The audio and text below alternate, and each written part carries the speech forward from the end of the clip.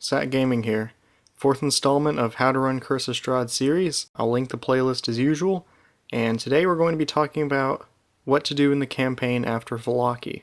Now, if you haven't heard my spiel on Curse of Strahd's structure yet, I say in earlier videos that I do consider it a rail from Barovia to Vallaki, and then after Vallaki the players kind of drop off that rail.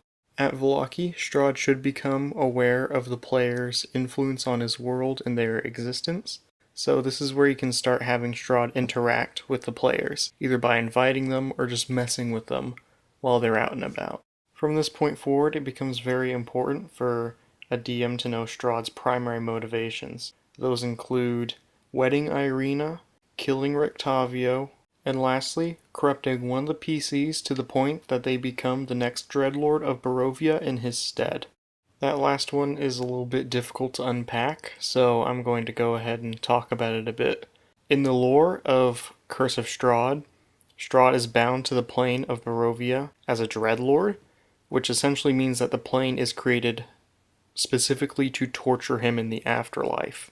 He has people brought into Barovia for the express purpose of trying to get them to take his place as the Dreadlord of Barovia, allowing him to finally pass permanently and die properly. Also, as a side note, the powers that encompass Barovia, the darkness, has a mind of its own, and its only goal is to torture everyone in Barovia, Strahd included, so that can kind of explain why some odd things happen in Barovia, like the gates opening and shutting automatically, or the rain that happened in the middle of the burning of the Sun Festival. To get back on track a bit, Strahd successfully kidnapping Irina from the Church of St. Andrel can be a good indicator to your players that they should go challenge Strahd.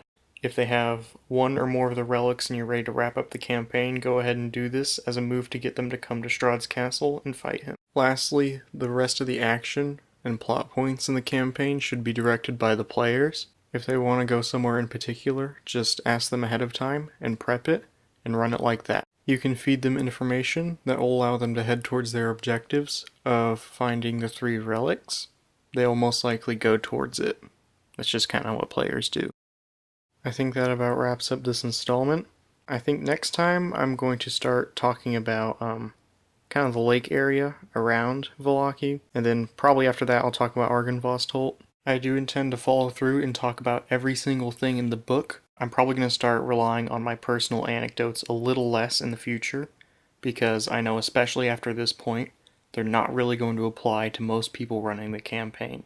The good news is, though, that if you do personally enjoy listening to my anecdotes about running campaigns and stuff, I think I am going to start a series that is a campaign diary. It's a Ravnica campaign. I know I've talked before about how I do like Ravnica as a setting, and I'm getting a chance to run a game in Ravnica. I ran the first session a few days ago, and I'll probably make a video detailing the characters and their contacts, and then also I'll probably talk about what happened in the first session. Alright, self-plug over. That's this video.